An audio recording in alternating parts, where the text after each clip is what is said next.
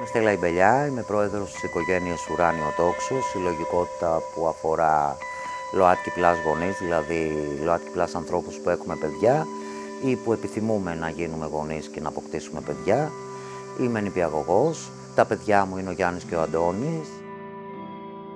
Το 2015 ήταν όλα πολύ κρυμμένα, όλα πολύ μυστικά, όλα πολύ θαμμένα. Δεν ήταν εύκολο να υποστηρίξει το, εγώ και η σύντροφός μου και τα παιδιά μας. Από το 2015 και μετά άρχισε λίγο να ανοίγεται η ντουλάπα και να βγαίνουν από μέσα διάφορες οικογενειακές ιστορίες που πριν ήταν τελείως μέσα στην ντουλάπα.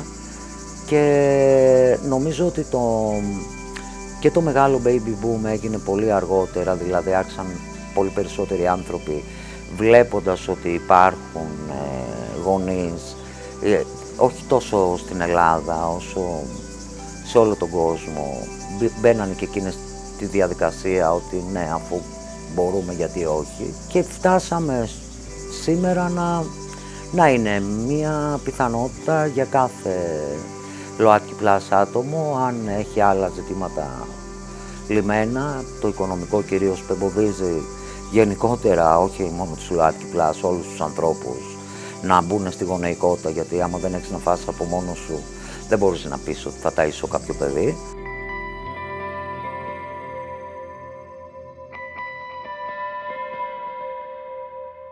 Το να μπορείς να μεγαλώσεις ένα παιδί σημαίνει ότι έχεις προνόμια. Σημαίνει ότι έχεις να τον ντύσεις, έχεις να τον ταΐσεις, έχεις να του παρέξεις τη βάση της πυραμίδας του Μάσλοου. Το άρθρο 7 του σχεδίου νόμου έγινε δεκτό κατά πλειοψηφία. Γέλια, αγκαλιές, χειροκροτήματα, δάκρυα χαράς. Δεκάδες άνθρωποι συγκεντρώθηκαν χθες βράδυ έξω από τη Βουλή την ώρα της ψήφισης του νομοσχεδίου, κρατώντας σημαίες του Ουράνιου Τόξου, πανηγύριζαν και τραγουδούσαν. Σε σχέση με τις νομοθεσίες δεν έχω νιώσει ακόμα ότι μπορούμε οι λεσβίες, οι γκέι, οι άντρες, οι τρανς άνθρωποι να είμαστε ισότιμα γονείς με τους straight ανθρώπους. Δεν το έχω βιώσει αυτό ακόμα, δεν το νιώθω. Και αυτό γιατί στην πράξη δεν υπάρχει αυτή η ισονομία. It leaves outside many important aspects of LGBTQI rights. LGBTQI parenting is not fully recognized, or at least is not equally recognized as in heterosexual families, and also trans rights are completely left outside, and also trans parenting. Έχουμε δικαιώματα πια, δηλαδή μετά την διαδικασία του 24 που ψηφίστηκε αυτό που λέμε ισότητα στο γάμο, που δεν είναι ακριβώς ισότητα στο γάμο, είναι περίπου ισότητα στο γάμο, είναι λίγο καλύτερα τα πράγματα.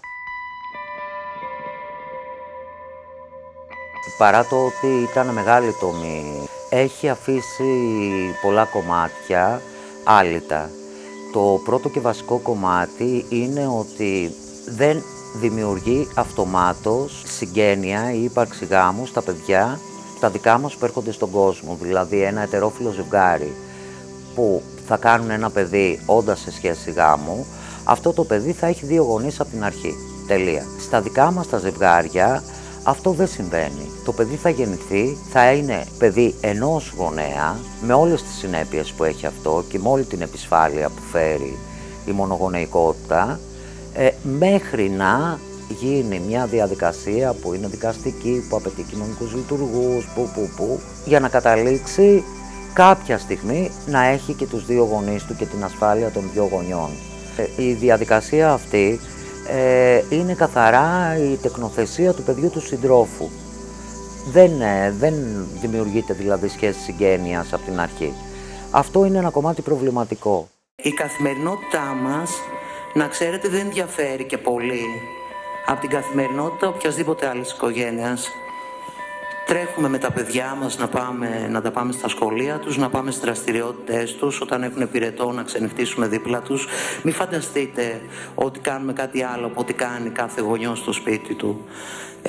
Απλώς αυτό δεν μπορεί να το αντιληφθεί κανείς.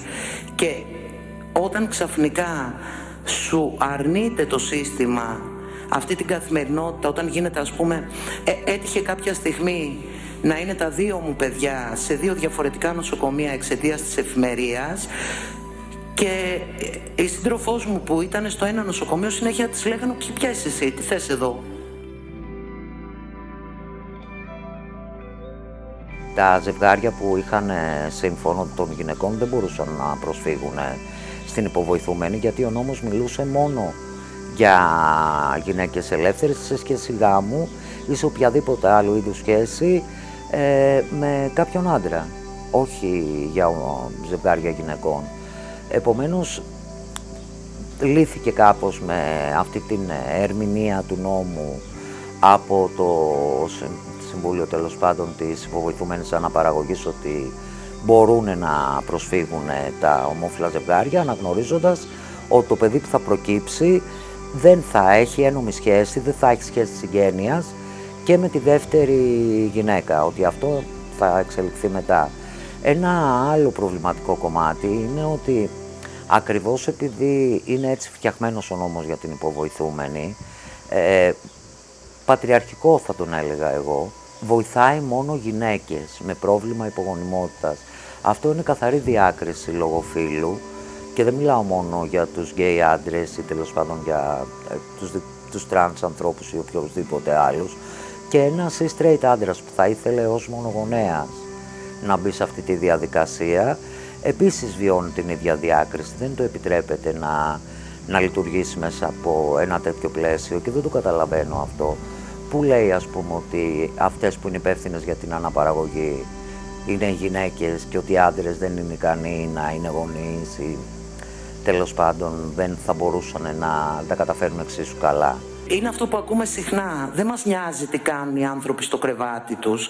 Εδώ τώρα δεν μιλάμε για το τι κάνουμε στο κρεβάτι μας, γιατί αυτό που κάνουμε στο κρεβάτι μας μπορούμε να το κάνουμε και χωρίς σύμφωνο. Και χωρίς την άδεια του κράτους. Μας ενδιαφέρει πώς μπορούμε να είμαστε ίσοι απέναντι στον νόμο, όπως το ζητάει το Σύνταγμα της χώρας μας. Διότι, ξέρετε, και εγώ είμαι Ελληνίδα φορολογούμενη πολίτης, τους ίδιους φόρους πληρώνω με τη μάνα του Συλλόγου Πολυτέκνων που σας έλεγα πριν, αλλά εγώ νοούμε λιγότερο μάνα. Επίσης με το κομμάτι της γονεϊκότητας των τρανς ανθρώπων έχει και εκεί ένα κενό, γιατί δεν υπάρχει τροποποίηση τέτοια του νόμου που να επιτρέπει αλλαγή εγγράφων στα έγγραφα των παιδιών των τρανς ανθρώπων. Οπότε ο τρανς άνθρωπος μπαίνει σε μια διαδικασία να διαλέξει ανάμεσα στην οικογενειακή του κατάσταση και στο αν θα φαίνεται ότι είναι γονιός του παιδιού του στα έγγραφα του παιδιού του ή αν θα έχει έγγραφα που να πιστοποιούν τη δική του ταυτότητα φύλου. Δηλαδή είναι περίπλοκο ακόμα και εκεί. Χωρίς να θέλω να το αποαξιώσω και να πω ότι δεν ήταν σημαντικό, γιατί χωρίς αυτή την ελπίδα τα παιδιά μας θα συνέχιζαν να ζουν σε μια τρελή επισφάλεια. Τώρα τουλάχιστον, παρότι δεν έχουμε ακόμα ένομα αποτελέσματα, εκτός από αναγνωρίσεις πιστοποιητικών ξένων κρατών, όπου είχαν έρθει στη χώρα με γονείς ίδιου φίλου τα πιστοποιητικά και έγινε μετεγγραφή τους, θεωρώ ότι ήταν ένα αρκετά μεγάλο και σημαντικό βήμα για την ασφάλεια ακριβώς των παιδιών.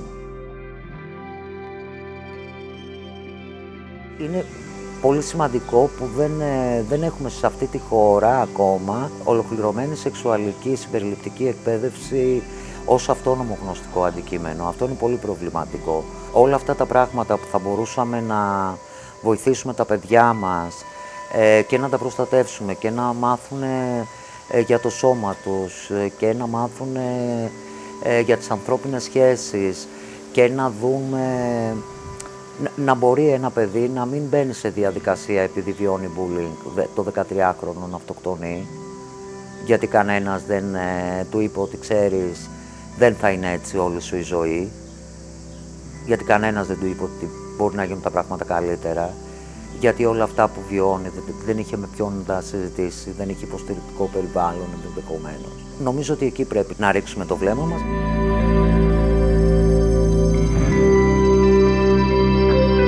Η ανθρώπινη ποικιλότητα είναι πλούτος, ότι δεν είναι πρόβλημα.